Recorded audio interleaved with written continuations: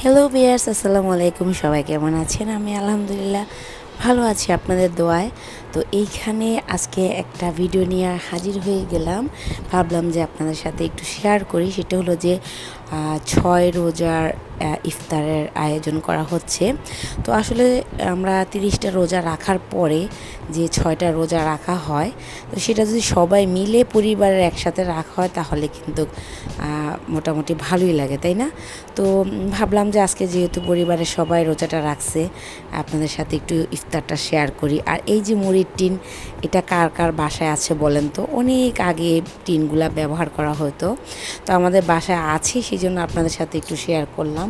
আর এইখানে একদম এলোমেলোভাবে ইফতারটা আয়োজন করা হয়েছে। হাতের কাছে যাই ছিল তাই দিয়ে আমাদের আজকের ইফতার ৬ রোজার। তো অনেকে আমাকে ব্যক্তিগতভাবে যারা চিনে জানে সবাই আমাকে মেসেজ করতেছে যে নতুন কোনো ভিডিও আপলোড করতেছি না কেন, আমি এখন কোথায় আছি, আমার ঈদ বাজেট আমি শপিং কেন শেয়ার করলাম না। তো আসলে এক এক করে সব কিছুরই উত্তর দেব। তো আজকে ইফতারটা আপনারা এনজয় করেন। একদম সাদামাটাভাবে এভাবে মেখে খেতে আমাদের খুবই ভালো লাগে।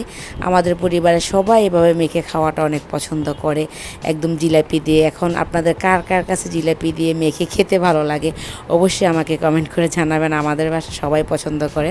তো এইখানে ছোট বড় সবাই আমরা বসে গেছি ইফতার করার জন্য এলোমেলোভাবে। এটাই আসলে অনেক ভালো লাগে, তাই না? পরিপাটিভাবে ভালো লাগে, বাট মাঝে মাঝে এলোমেলোভাবে যে কোনো কিছুই আমার কাছে ভালো লাগে। তো যাই হোক, রোজা রমজান তো শেষ হয়ে গেল, মুখে একদমই রুচি নাই। তার উপরে আবার বড়োর সিজনও শেষ।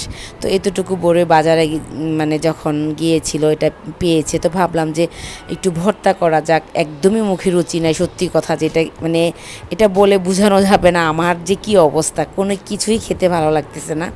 তো এখন চিন্তা করলাম যে এগুলা দিয়ে একটু ভর্তা করে ফেলি।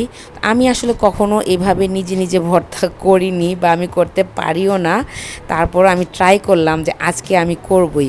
অনেক ব্লগার আপুদের দেখি তারা শিলপাটায় বাটাবাটি করে, এটা সেটা করে। তো আমার আসলে এগুলি করার কখনোই প্রয়োজন হয় নাই, যেহেতু আমার বাসায় হেল্পিং হ্যান্ড আছে আলহামদুলিল্লাহ। আর তাছাড়া আমি এগুলা পারিও না করতে। তো ভাবলাম যে আজকে একটু ট্রাই করি, কারণ অনেকেই বলে যে আপনি তো কোনো কাজই করেন না। অনেকে না, দুই একজন বলে যে আমি নাকি কোনো কাজই করি না। তো আজ ট্রাই করলাম। আসলে কাজ করার প্রয়োজন হয় না, আলহামদুলিল্লাহ আমার দুজন হেল্পিং হ্যান্ড আছে পার্মানেন্টলি, তো ওরাই সব কিছু করে। আর আমার ওই রকম কোনো কাজ করতেই হয় না। আমি আমার বেবিদের নিয়ে, আমার ফ্যামিলি নিয়ে আমি খুব ব্যস্ত থাকি।